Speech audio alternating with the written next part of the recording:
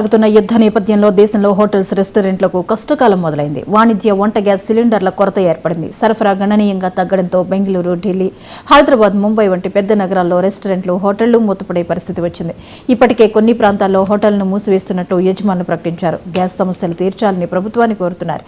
మరోవైపు గ్యాస్ ఏజెన్సీల ముందు నో స్టాక్ బోర్డులు కనిపిస్తున్నాయి.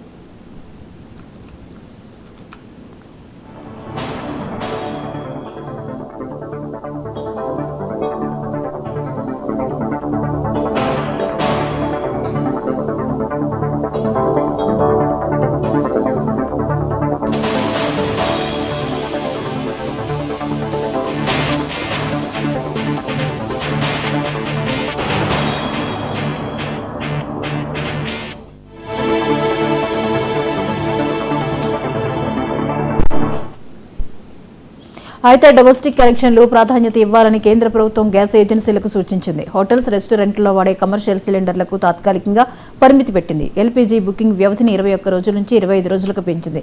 రిఫైనరీలకు ఎల్పీజీ ఉత్పత్తి పెంచాలని ఆదేశాలు జారీ చేసింది.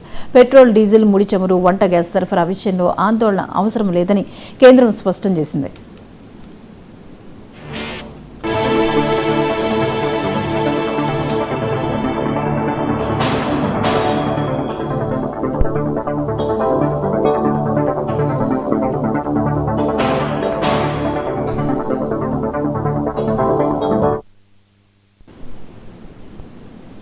గ్యాస్ సిలిండర్ల కొరత